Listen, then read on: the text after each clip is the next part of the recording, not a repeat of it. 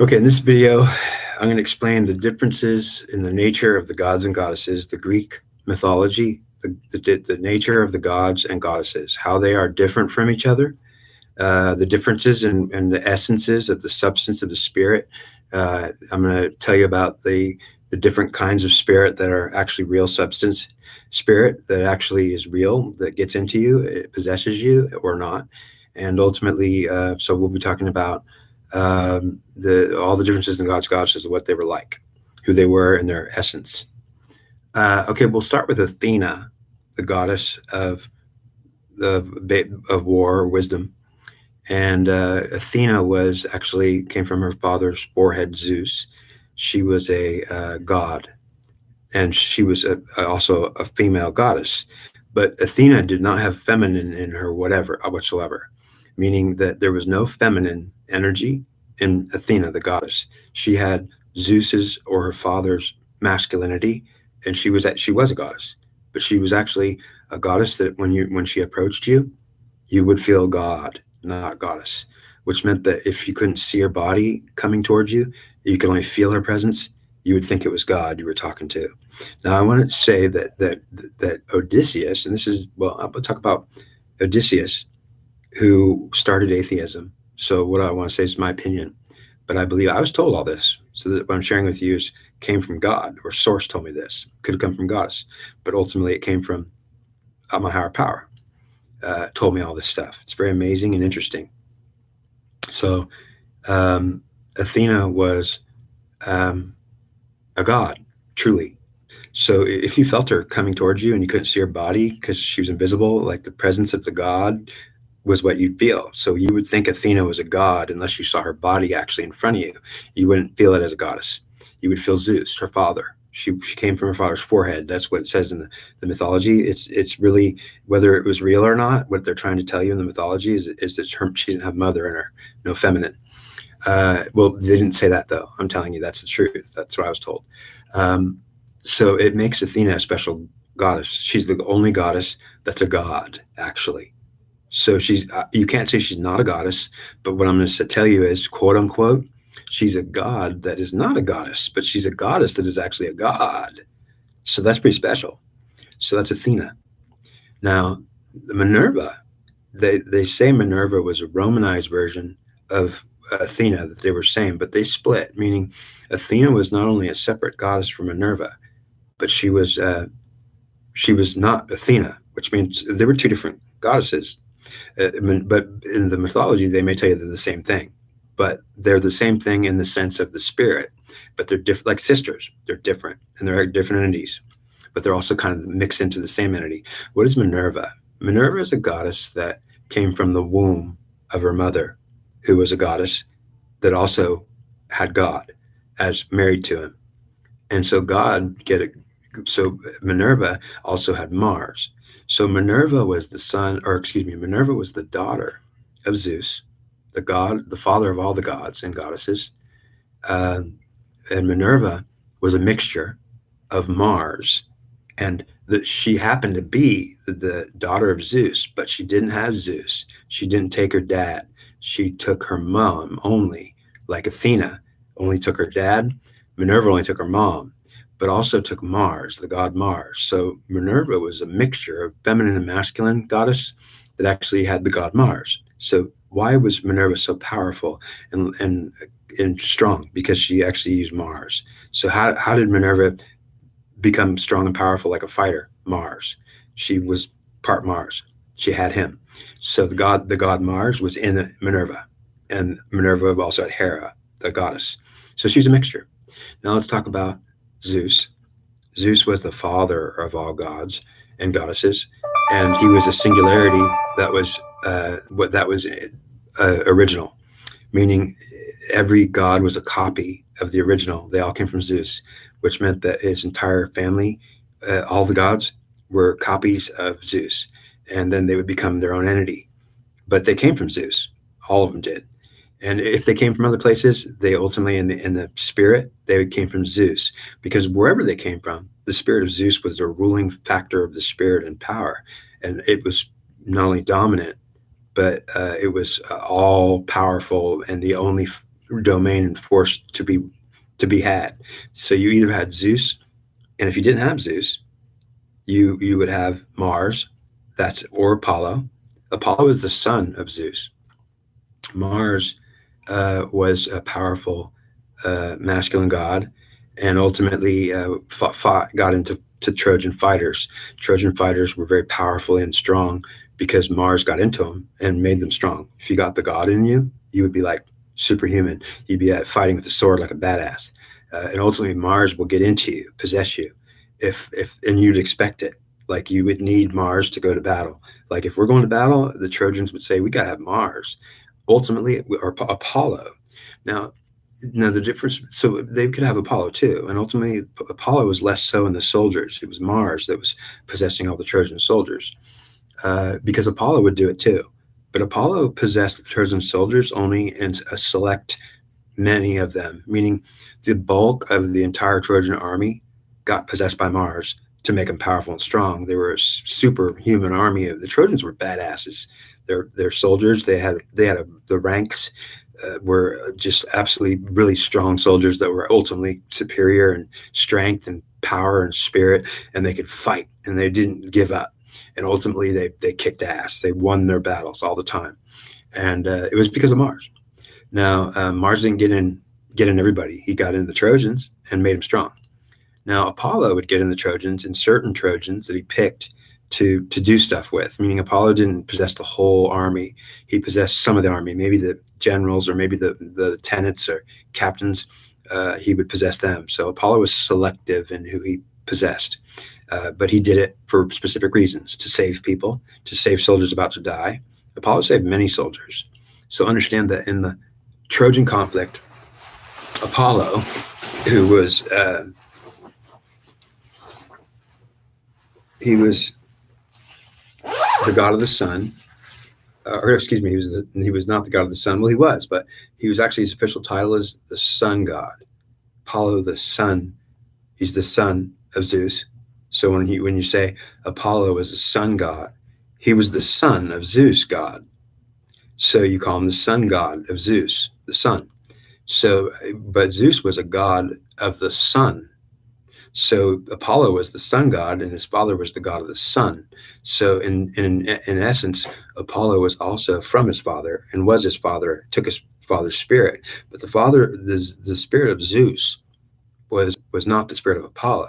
The spirit of Zeus was its own singularity and original, and Apollo was also an original. But he took also his father, or not. If he didn't take his father, he was his own original, which was a copy actually, and ultimately, so he was a lesser god, being under his father. Zeus was the god of gods. He was the only one he was one god, the only god that is. Meaning Zeus could say, there's only one god, and it's me. It's not anything else, and there's no other gods. But ultimately, there were many gods and goddesses. There were hundreds of them, or thousands of them. You have to understand there were many, many goddesses and gods. And ultimately, they were all killed, all destroyed. Because, well, ultimately, I'll tell you that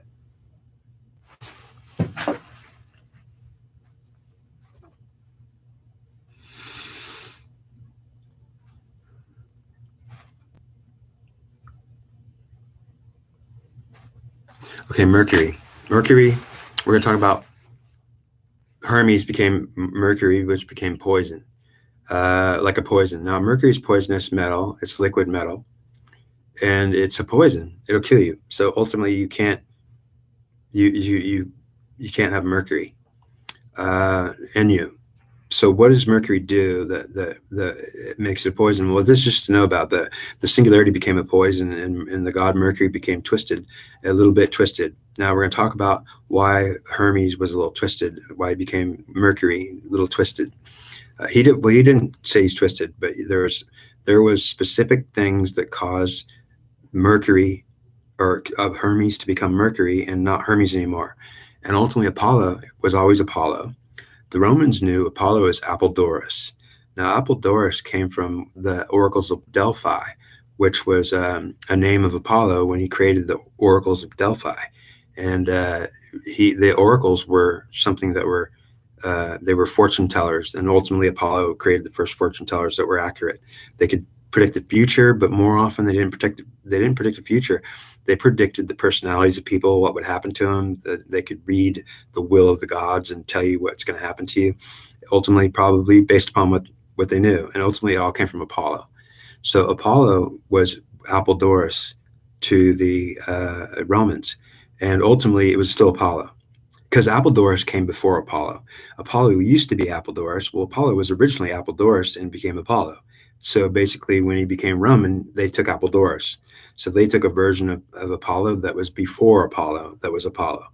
And what's important to know about that is that Apollo was still Apollo when Rome became Rome, because Apollo is a singularity that didn't become Romanized or singularized, because it already was.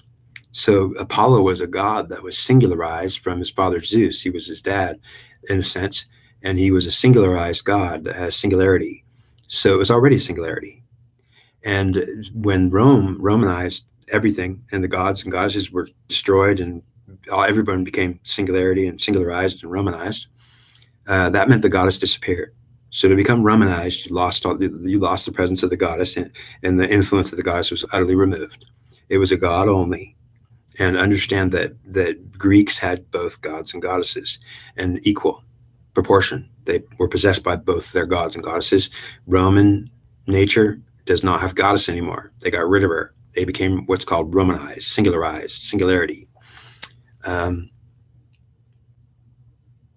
Mercury's in a light switch. And I understand the understanding I got from God when he told me was, God tells me this stuff. So understand, I'm actually just sharing what God told me. I understand. He said those light switches, you made me think about light switches.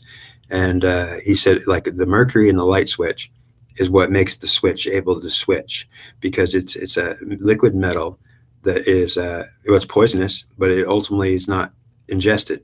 So it is used in light switches. So when you flick the switch, it actually, the weight of the liquid mercury in there, when you flick the switch, goes, it's heavy, and so it keeps the switch in the on position. It helps it flip. So they got mercury in light switches, and to help them stay one way and not the other. Understand that what the understanding God gave me was light switches, and he even said Mercury was called Mercury. It's in light switches, and there's an understanding to be had. When you think of a light switch, you could think of the god Mercury. He became a light switch. Now, before when he was Hermes, the Greek god, he was not a light switch. He was two things at once. He was a plurality, which meant that a light switch is one way or the other, and it's either on or off. And ultimately, it could be on when it's off if it wants to be, but it'll be in the off position on, which means it's one way or the other. It doesn't go both ways. It's called singularized. It doesn't have God and goddess. It has God and not goddess, or switches to goddess and not God. So understand that the nature of the plurality of Greek culture and spirit, as a plurality, it was not a switch. It was on both directions, meaning you didn't switch it on or off. You didn't switch it from God to goddess, one way or the other, but not both. But the Greek culture had both. It wasn't a light switch. It was both God and goddess together, right brain, left brain together, all at the same time. So it became a light switch in one way or the other as a Roman mentality. It always was stuck on God, meaning that it never went to goddess. When they switched Mercury, Hermes became Mercury. His God and goddess together became God only, and not goddess. And it was called the lights. It was called the spiritual Mercury switch. Switched. Now it's the Hermes who became Mercury. He's now God only, no longer goddess. He doesn't have her anymore. So he's a god that didn't have her anymore. He used to have her. So we're going to talk about what Hermes is. What's special about him? Hermes is a very special god because he is different from all the other goddesses and gods. In fact, all of the gods and goddesses are singularities and originals. So how we're going to understand that is, this is how God helped me understand. So I'm going to give you an analogy of how to understand what they were like. So let's imagine a pizza. There's a large pizza. Let's imagine a huge pizza. It's a whole pizza. It's Athena, the whole pizza. It's a big cheese pizza. Okay, now let's cut that pizza into 12 slices. So we're going to cut that pizza into 12 slices. So the pizza is made of 12 slices. Now, as a whole, those 12 slices are all together. No one took a piece yet. The pizza's whole, but it's cut into 12 slices. Hermes was a pizza that was cut into 12 slices, and it was whole because no one ate a piece yet. No piece was taken from it. So it's a whole pizza cut into 12 slices. Now, Athena was a pizza that was not cut into any slices. She was a pizza that was just a whole pizza not cut yet. Apollo was a whole pizza that was a different flavor than Athena, and it was not cut. It was just a big pizza with no slices yet. They didn't cut it. So Zeus was a whole pizza that was bigger than all the other pizzas, and it was not cut. It was just one pizza and no slices. So the gods and goddesses were mostly okay. So Minerva was a pizza that was cut in half, straight down the half, straight just once, so two halves.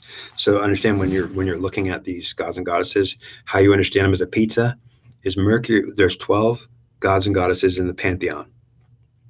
Okay, so Eris, the god of war, was the first god in the pantheon. He had the first spot.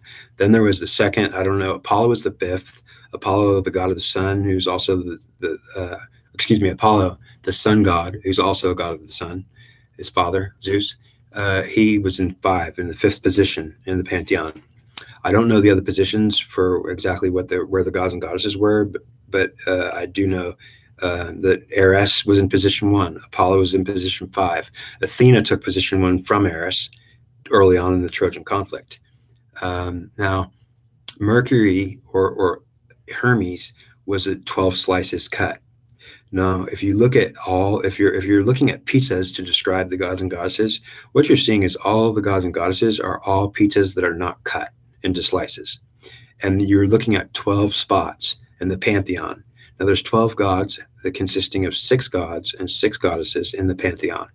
And so there's 12 slices of pizza compared to 12 positions in the pantheon. Now, the first position was Eris, who was removed, and Athena took his position early on when Eris was removed after she stabbed him in the stomach. Different story. But Hermes was 12 slices of pizza. Now, each slice that Hermes had was not himself. It was a slice from each spot in the pantheon. So Hermes had a slice of pizza that was Eris in position 1. It wasn't Hermes, but Hermes had the pizza. It was actually Eris. A slice of Eris was in Hermes. Hermes was a god that was not himself. He had the whole pantheon. So understand that no gods or goddesses had the whole pantheon. They were pizzas that were not cut. They were entirely whole and singular, all themselves. They weren't anybody else. So Athena wasn't anybody else. Apollo wasn't anybody else. Apollo was just himself. Athena was just himself. And Zeus was just himself, nobody else. Hera was just herself, nobody else.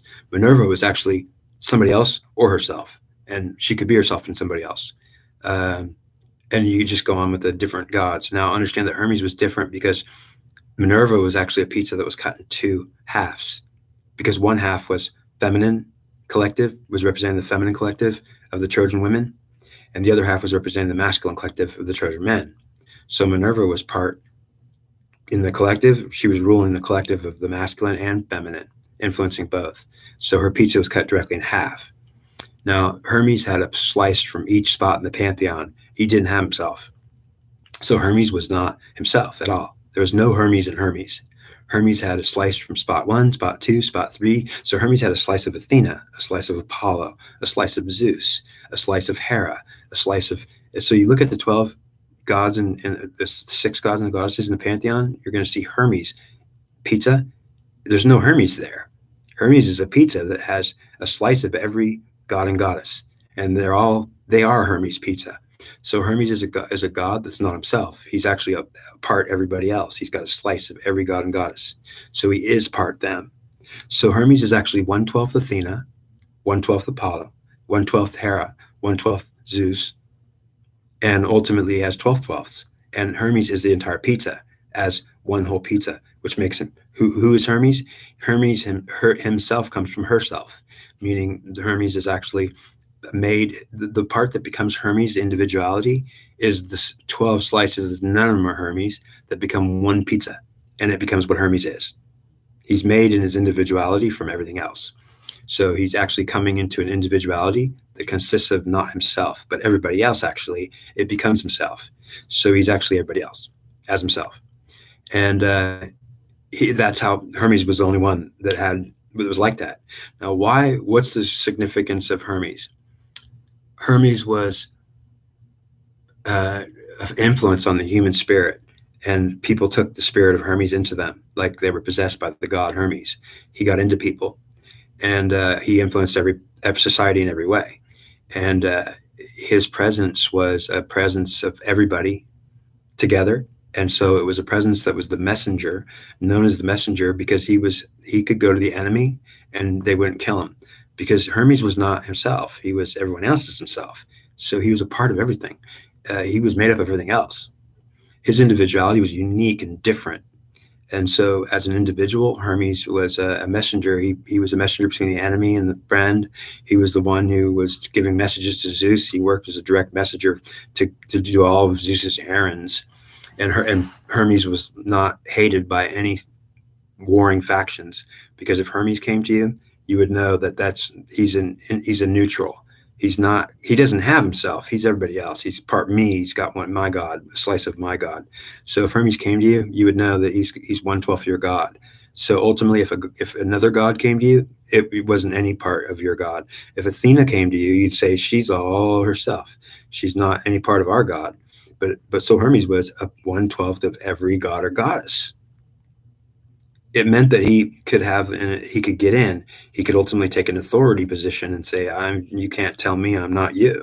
And ultimately, I am part you, 1/12 of you. I'm not even me. So I can do whatever I want. And basically, I have all the power.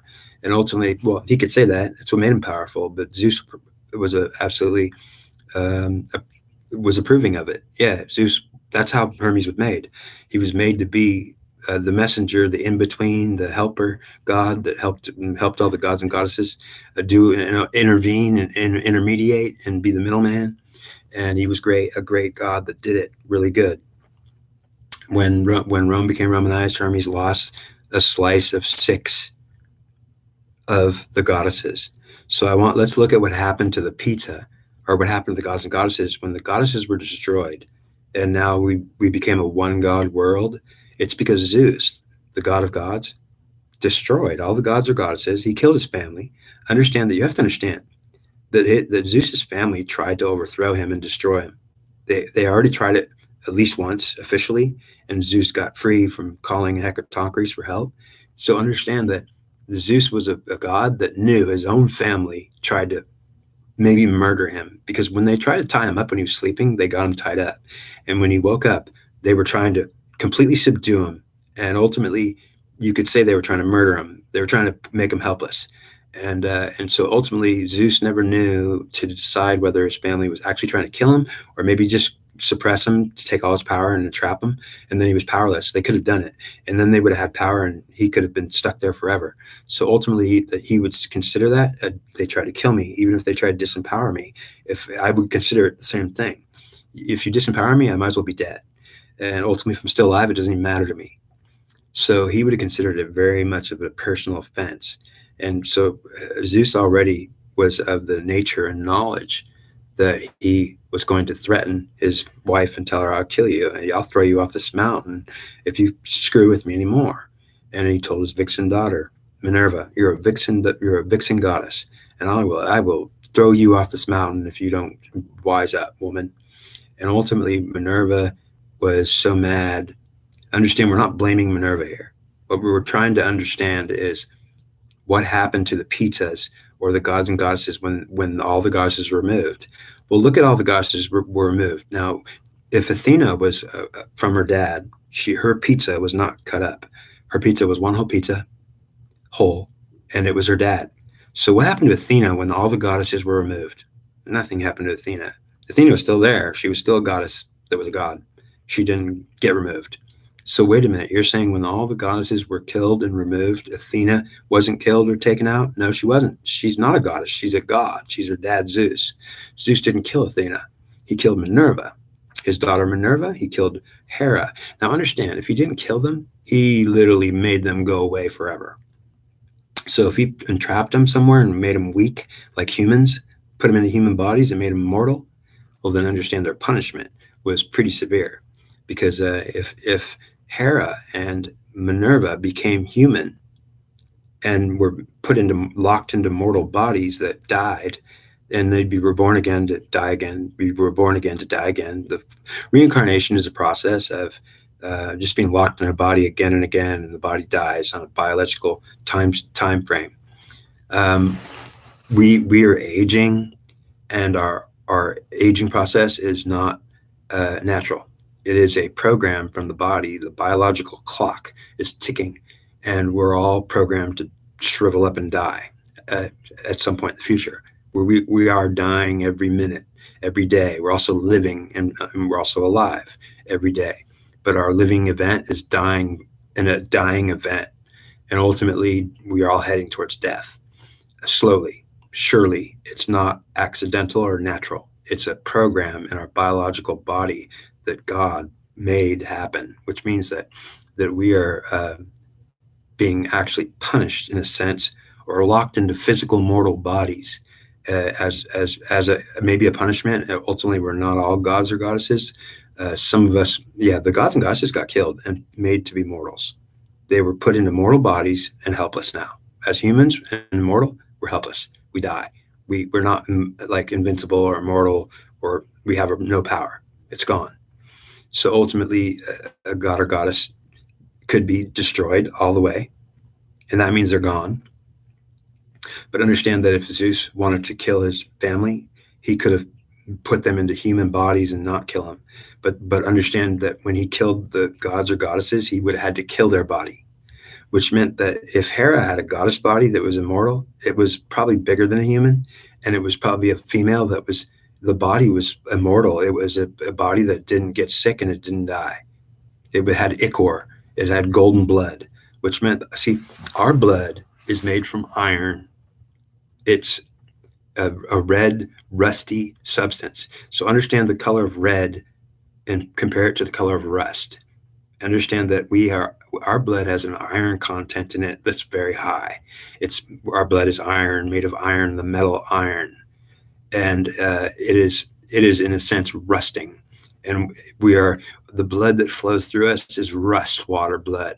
It's not good. It's made to fail and break down. The blood in us is made to break down and slowly die. It's also regenerating, so it's also becoming alive. So we're living and we're dying at the same time. As we're getting older, we're dying actually, and we're shriveling up. It's a program. It's actually God punishing us. Age is not by accident or natural. It's a punishment. So basically, we're locked into these bodies as mortals, and we get to come back and die. Now, what happened to Minerva when the goddess was removed? She lost half her pizza, literally. Half her pizza was removed instantly. That was Zeus taking away the feminine from the goddess, and ultimately she had only Mars. She was only half. Suddenly, the goddess turned into Mars only, and that would have twisted her up. So understand, if the truth is, though, he didn't take her from her. He took Mars from her, and she would still be half. She'd just be her half instead of his half. So ultimately, half of Minerva's pizza disappeared when Mars was yanked out of her, and because Zeus was pissed, he took Mars from Minerva, and that made her less powerful instantly, and also very angry. But she was still powerful. She had her mother goddess powers, which are powerful. So ultimately, but she lost a lot of power when Mars was ripped out of her. Ultimately, Mars was put back in her. So Mercury was, because he was a slice of every one of them, look what happened to him. Hermes. Well, he was a slice of everyone. So he would have lost everyone. His pizza would have disappeared. So understand that Hermes went from having a slice of everyone, not even himself, that's Hermes, to a switch that switched to Zeus, God only, his dad, and lost all the feminine. And that meant he lost 6 slices of pizza. Not all of them, excuse me, 6 slices, all the feminine slices. He would have had 6. So but basically it's like he lost it all, is the feeling I get. But I think I was wrong when I say lost it all. He lost 6 slices. He lost all the feminine. There were 6 goddesses in the pantheon. He lost all 6 pieces. So he was also half. So Minerva got halved losing Mars, and she get him back by force. Because it's interesting to say that Zeus would punish Minerva later after he killed her goddess body. She was hit by a lightning bolt of Zeus during Odysseus's attempt to get his house back from the suitors. So the suitors, Odysseus spent 10 years trying to get home. He was being punished for what he did to Helenus, who was working for Minerva. And ultimately, he's being punished. So Odysseus is being punished by Poseidon and Neptune for, well, they say for whatever reason it was ultimately because Odysseus was, he was wrong a lot, but he was also right a lot. So he was a really special orator, and he knew how to talk well. He could talk and convince you of anything. He was a king of Ithaca, and he was made to take 10 extra years to try to get home, and they wouldn't let him come home. Now, we're going to talk about for a second what happened in being an atheist. Now, how did atheism come into this world? Odysseus did it. So first of all, I'm done with Mercury and talking about Hermes. See, Hermes lost all the feminine. He lost half his pizza. He's only got now Apollo, Mars, Zeus, and Poseidon, and the other gods. Whoever's in the pantheon, six of the gods. That's all Hermes had left now. He lost all the feminine. He turned into Mercury and went one way. He's all masculine, and he's missing half his pizza. So Hermes became kind of twisted, missing the feminine, and now dealing with it. Now understand what kind of triggered that whole event to happen to Hermes was partially because Hermes missing the feminine now, didn't have her, was not able to be empathetic with her or sympathetic with her anymore because he didn't have her anymore. He lost the spirit of the divine feminine. 6 slices disappeared. When Zeus took the goddesses out, Hermes lost those goddesses too, but he still had the gods. So ultimately, Hermes became not Hermes anymore. Yeah, I'm missing all the goddess now. I used to have six of them. They took 6 slices of my pizza, and now I'm only half a pizza, and it's all gods. But I'm still not me. Ultimately, he became a mentality which allowed men to have sex in the temples. So why did the Hermes temples have problems? Because, wow. Wow. Okay. Why did Hermes become like kind of twisted? Well, he did. I understand he wasn't really bad, but the spirit of Hermes getting in you as a Romanized, a singularity, missing a feminine, it was wanting to have sex with women and overpower them mentally, forcing your will on a woman, maybe raping her. But ultimately, Hermes wouldn't cause a man to rape a woman. But ultimately, because Hermes was in a man, he's drunk. It might have been that the man might decide to try to force sex on a woman. It wasn't Hermes' fault because Hermes the god didn't do anything, and he wouldn't do that. But this idea that Hermes was in a man and missing the goddess now made the man twisted that had Hermes. It caused him to call him Mercury now, and he's one way and not the other. And he's not her. It was a mentality that got into the men of Rome. It was partially why Rome fell. There was many reasons why Rome fell. But one of the reasons was the presence of Mercury in those Romans. The men, they were not being good with Mercury, although Mercury was good. Nothing wrong with the god. He didn't want to hurt women. He didn't have them anymore. So that was what caused his presence to get into men, that caused them to be unfair to women. No sympathy, no empathy. They lost their ability to have empathy and sympathy for women because of the disappearance of the goddess. Now understand, when Zeus took out the goddesses, we became a one god world. And we're a world that has one god, and we don't have goddesses anymore. But understand that the goddesses are living in a collective in women, meaning the women in this world that were alive in the Trojan conflict were possessed by Minerva and Hera. They had the Minerva spirit and Hera's spirit. When the goddesses were destroyed by Zeus and killed off, literally, they lost their goddess bodies that were immortal, and they got locked into the women of this world that had Hera and had Minerva. They had the spirit. So the spirit was killed in the goddess head, and it was still in the collective woman and the women. So it was made mortal. It went from no more, the goddess body was destroyed. The immortality was taken away from her, and she still lived in humans as a collective of women, Minerva, Hera. So she didn't die. She's still alive, but now she's not in an immortal body anymore. She's in the women's heads, all the women's heads. As a collective, they all have Minerva and Hera and Athena. But Athena is a god, and so understand that she comes to you and you don't feel a goddess. It's not feminine, it's masculine, which means that you're going to think Athena is actually a god unless she shows herself in a physical, tangible way. If the presence of Athena comes to you, you will think it's a god. It's a masculine, strong like Zeus. It is Zeus. It's the daughter of Zeus, Athena. And when Minerva comes to you, you feel Hera too, and Zeus too, but not Zeus, but Mars, because Minerva got rid of her dad and took Mars instead. And when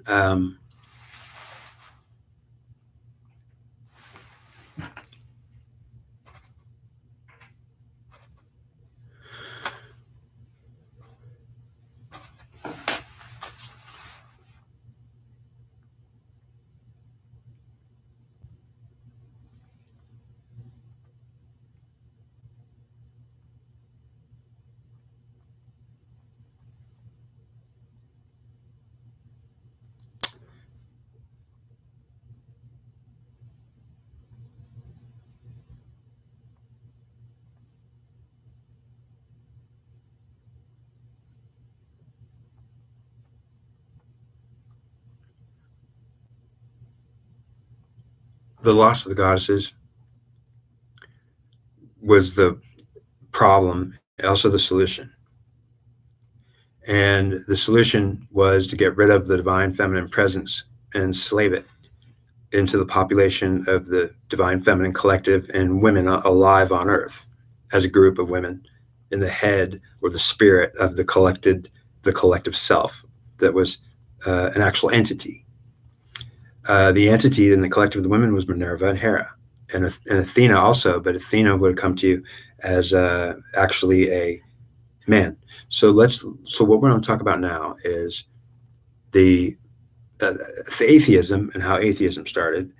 Odysseus started atheism on Earth. Understand, during the Trojan conflict, everyone in the world saw the gods and goddesses because they had goddess bodies and god bodies. If you look at some of the temples that have really high doors, you'll see them all over the place. If you look at giants, you're seeing them all over the place. Understand that the gods and goddesses had bodies that were bigger than humans. They were like 10 feet tall. They could have been 15 feet tall, but they were something like that. Understand that as hard as it is to believe that the goddess body or the god bodies that were walking around Apollo with the god was like 12 feet tall. He was a man, a humanoid that looked like a man that had an immortal body that was like 12 feet high. They were bigger than humans. So they stood out in the crowd. Big time, you'd see one. But there were also giants that weren't gods. So it's confusing. But understand, when they lost their goddess bodies, and now I'm talking about atheism, and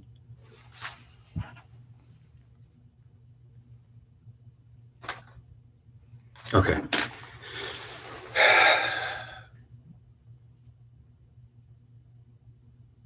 Odysseus obeyed Athena, and Athena tried to help Odysseus, and ultimately was her tutelary, I can't say the word, tutelary deity. I think I pronounced it wrong, but it's what it means is she was protecting him. But Odysseus thought that Athena was a god. So understand, in the mythology, as Odysseus is obeying, well, yeah, he talked to Athena. Athena protected him and saved him in many instances and looked after him and spoke to him in spirit. But what they don't tell you in the mythology is that Athena was a god presence. And so in the mythology, they're saying that Athena is talking to Odysseus, and Odysseus may be aware that Athena is talking to him, but I want to let you know that it may be fact that Athena felt like a god. So actually he thought he was following a god when he was following Athena. And ultimately, if she told him that she was feminine, it's possible that he knew. But I want to let you know, it's very possible that Odysseus was not aware Athena was a goddess, because he was only following what he felt. And if she didn't show a physical presence, she only came to him in the actual presence of an entity, he wouldn't see nothing. He would only feel it. And it would mean that he thought a God was talking to him or telling him what to do. So what his interactions were all about with Athena and I'm not saying this is true. I'm saying it may be truth, and you need to see it so you get an understanding that if Athena was not telling Odysseus that she was a feminine goddess, actually, Odysseus probably could feel that something's wrong. This god, there's something about this god that I don't like or I don't know about, but I want to know what's up. So ultimately, there was a suspicion that Odysseus had towards Athena. Now, understand whether that suspicion came from as he knew she was a goddess, or as it was because she didn't tell him, and that's why he was suspecting that goddess of being wrong. It's like something's wrong with my god. He's trying to help me, but something's wrong with him. Like I don't trust him, or he's not telling me something. That was Odysseus' suspicion. So Odysseus was suspicious of Athena and reluctant, although he needed her help. So ultimately, in the story, they tell you it's in the form of Athena and Odysseus are interrelating, and it may be that he thought she was a god, and also suspected that something was up with her, and so he kind of had distrust for her, or he was like reluctant. He wanted to know whatever she wouldn't tell him, and she wouldn't. If she didn't tell him, I'm actually a goddess. You just feel my father in me. It is me. So she just didn't tell him. That caused a lot of suspicion. So Odysseus was suspicious of Athena, and ultimately, in the end, Athena kind of screwed up because, she wanted to make Odysseus the next collective, the king of Ithaca, to be the next collective for all of what would become the world after Trojan conflict.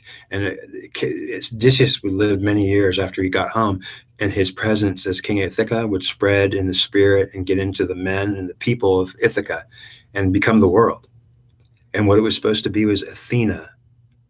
She wanted to put her presence into Odysseus and have him take it into the world, as the goddess would now be a god.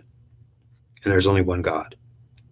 So understand that what we're looking at here is the way that the world became when all the feminine goddesses were removed and all the feminine power was taken and destroyed and enslaved. But Athena was not. So she was the only surviving daughter of Zeus she was her father, so she was not a feminine, so she didn't get destroyed or enslaved. And she became the new goddess of the world.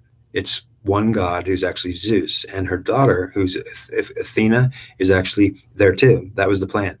That Athena was going to be with Zeus, and you'd still have the goddess. You'd have the goddess Athena. It's a god. It's her dad. It's Zeus. It's the god, one god. So you wouldn't know that Athena could go around influencing the world as a goddess that's actually feeling like a god. And no one would know the difference between god and goddess, because they were daughter and dad, and they were both dad. So the problem was, though, is that because Odysseus spent so many years being punished, Athena followed him around to try to help him and protect him, and she did save him on many occasions. So understand, Athena liked Odysseus and wanted him to carry on her spirit and make the whole world Athena, the god or secret goddess that you didn't know. Because you'd think it's a god you're following, and there's only one, but it would actually be Zeus and his daughter Athena, and they're the same thing. So you'd actually have a goddess there, even though there wasn't anymore. It was how Zeus wanted to do it. There's no more goddess in the feminine ruling anything. They're enslaved. But we'll have a goddess presence. It's only Athena now. She's my man daughter. So the whole world would be fooled, or not fooled, but they would never know that the presence of our one god could be Athena, the goddess too. But you certainly can't tell the difference between God and Athena, the daughter. They're both God. And there was only one. Isn't that weird? So understand that Odysseus got suspicious of Athena, for she didn't tell him what she was doing or the plan. He was being punished for 10 years. He was not allowed to go home. And Neptune was demanding he can't go home. He's going to be stuck on the beaches having every trouble. He'll be stranded. Nobody will help him, or things will go wrong. And also he'll get the help of Athena, so things will go right, and he'll be saved, and people will help him, because ultimately Athena was following around helping him and getting him saved. But he didn't know what she was really doing, or even that it was really her. He was actually thought he was following Zeus, maybe, or some god that was Mars. But he didn't know. Maybe he didn't know. Even his relationship, he didn't even know. It causes suspicion. And the suspicion caused Odysseus to be reluctant to follow Athena anymore because of her following him around for 10 years, helping him. He also had an attachment to her, and he also appreciated her and had some kind of a connection that said, yeah, thank you for, I didn't even know you saved me for 10 years. He had no idea what she was doing. She was saving him in many instances why he could have died. She was there to help him. And ultimately, he didn't even know, but he did know. And if she was there to help him, she didn't explain nothing. She helped him and then disappeared and didn't tell him much, which meant that Odysseus was in confusion and wondering, what the hell? I'm getting help from a god, and then they're not even helping me, though. They're not telling me anything. And what the hell? Well, understand, you're going to get 10 years of punishment. You can't go home for 10 years, buddy. Ultimately, if she told Odysseus that, he would have been more comfortable and saying, okay, great. So I can't even go home for 10 years? No, you're not allowed to go home. You're going to get stuck. You're not allowed to actually go home. The god Neptune won't let you go home. Your ship won't go there. So ultimately, Odysseus knew something. If he knew he was being punished, he could have taken it lightly. But in the end, Odysseus was suspicious of Athena and reluctant to follow her anymore. So what he did was, what happened was, and what turned out was, Athena kind of failed. Now, we're not blaming Athena. It wasn't her fault. She actually was trying to help him the whole time. And she did. She saved his life many times. And ultimately, so lucky for him that he had her. But ultimately, because he had her, and he also was wondering, maybe she thought it was a him because she didn't say who she was. He was suspicious of her and reluctant. And that was what caused atheism, is that he told the people, as a king of Ithaca, when he got back, he was spreading the new presence of the god and goddess, the one god, no more goddess, feminine empowered. He was spreading that across the world. People were taking from him the spirit of Athena and Zeus only. And it was just one, Zeus. And the fact Athena was there was hidden. So ultimately, because he had Athena there and he could feel her, Athena as Zeus, he thought something was wrong because they didn't tell him. And ultimately, because of that, something's wrong with God. Or I'll tell you, something's wrong with God. I would be reluctant to follow him. It could be a her, but he wouldn't even be able to understand that because he didn't know it was a her too. Understand, if he didn't know, he would have been saying something's wrong, but I don't know, but something's wrong with like following God. I don't know. You can't really trust him. He won't tell you what's going on. It could be a she, and I wouldn't even know it. So that was atheism spread because he spread the doubt of the gods to all the people in Ithaca. Understand that Zeus allowed him to be whatever he was. They honored him enough that they allowed him to spread it, whatever it was. Whatever the king of Ithaca is when he goes back home, kills the suitors, gets back with his wife. 10 years, he was gone 20 years. He fought 10 years in the Battle of Troy, and then he took 10 years to come. That's 10 years more. It was 20 years since he's seen his wife. By the time he came back home, he hadn't seen his wife in 20 years. She didn't even recognize him.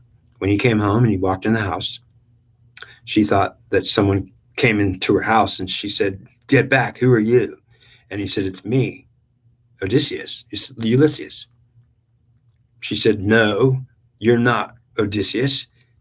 He said, "I am." And he looked so different. He was aged, 20 years of aging in battle, and he had struggled, got stranded on islands. He had been sunburned, and ultimately was camping in the woods. Yeah, he was rough, old, and looking very beat up.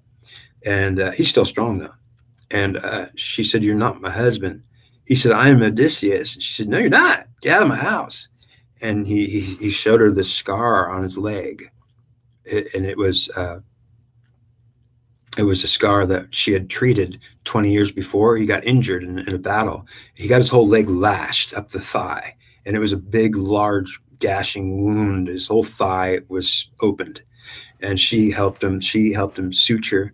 She did a medical. She knew medicine. She helped suture him, bandage him, and she took care of him while he healed for like 4 weeks. His cut was big, and it was a huge scar. And ultimately, he showed her the scar. He said, "Look, do you see my leg?" She said, "You're not my husband. What the hell?" He said, "Look at my leg." She said, "Okay." He took his pants off. He showed her, "Look at my leg." She looked at the leg. She said, "Oh my God, that's Odysseus's leg. That's my husband. You're not Odysseus, though." "I am Odysseus, honey." "Oh my God, you look so much different. Look at my scar. Do you remember when you helped me for a whole month or 5 months or whatever? I'm in bed. You came to me every day and changed my bandage." I remember that. That's my husband's leg right there. Yeah, you're my husband? Yeah, I'm Odysseus. You don't look like Odysseus anymore. I didn't even recognize you. You were like a stranger. I'm sorry, honey. I've been beat up for 20 years. I look old. Ultimately, he did, but he was still strong. He still had God. He still had Athena, the god, in him. He was a king of Ithaca. He was not weakened old man.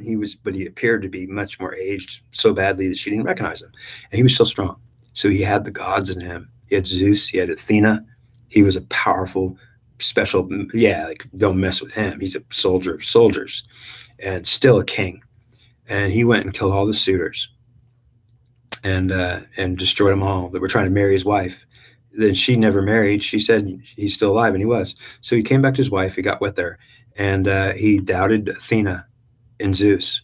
So so what started atheism was Odysseus having Zeus with Athena in there, and something's wrong with that. I'm going to tell my friends, God, he's different now than when we were in Troy. There's something wrong, and I don't know what it is. And they didn't tell him. It was Athena with Zeus as one god. So the goddess was there. Can you believe that?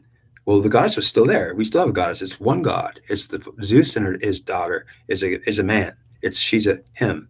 So that's why they say that Athena came from Zeus's forehead, because they're trying to tell you that she was her father only, not a mother, not a feminine. So the goddess is still in us as a masculine presence, and it is the one God. It's mixed into it. So but the one God is not mixed with her. That's why we have the Holy Spirit, the Son, and the Father in the Trinity. So understand that you have the Son and the Father and the Son and the Holy Spirit. The Father is Zeus. The Son is Jesus or Apollo or Eris. They could all be in there, but ultimately Jesus is the one that they say is in the Trinity. They don't say Apollo's there, so maybe Apollo's not there. So maybe Apollo didn't get to be there and isn't there anymore. So maybe Eris isn't there anymore. They're not the Son anymore. Christ Jesus is the Son of God ever since he died on the cross.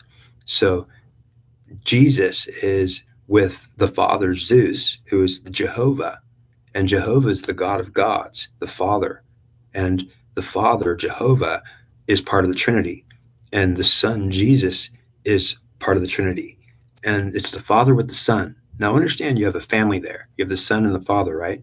What's the Holy Spirit? It's the Holy Mother. It's the feminine that's masculinized, and Athena, who is an actual god, not a goddess. So it's said to be the wife. The Holy Spirit is said to be the wife of, I can't remember who, but it's the Holy Spirit is Athena as a man, a goddess, got Romanized. She's her dad. She takes the Father and the Son. So the Holy Spirit is made up of the Father and the Son and has the Father through the Son. So Athena could take Jehovah through Jesus, who has Jehovah. So the Jehovah that Athena, this is the difference between how it used to be when Athena took Jehovah or Zeus directly, and there was no Son there. And Athena didn't take Jehovah or Zeus through Apollo, who was the son of Jehovah or Zeus. Apollo disappeared, died. And I'll tell you that. So did Artemis. Those gods were killed, and they became humans. They became humans and locked into mortal bodies in a reincarnation process of the reincarnation. It's a punishment. We're being born over and over again. We die over and over again. And ultimately, Apollo got made to, he feels like it's a punishment to be made to be a human. He doesn't have his powers at all. He's gone. He's just a human now. He's just a mortal person. It's like it's upsetting to be punished into a mortal body. And ultimately, that spirit is felt by everybody, which means that they're feeling like, whoa, we're being punished or something. It's ultimately Apollo feeling punished.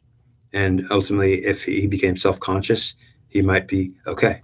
But ultimately, he'd have to know what was going on. Like if I told you you're a god or you were a god and you got made to be immortal, well, it's possible that we're all gods or goddesses that were used to be immortal.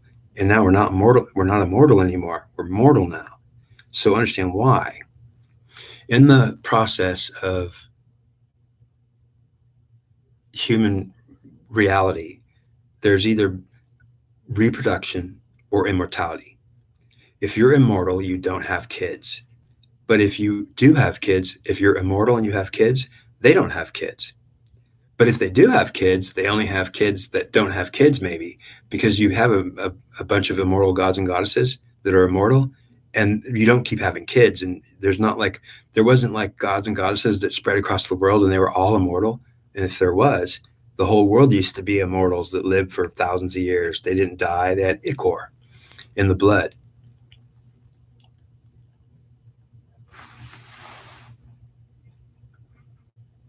Wow. Okay. I think I gotta.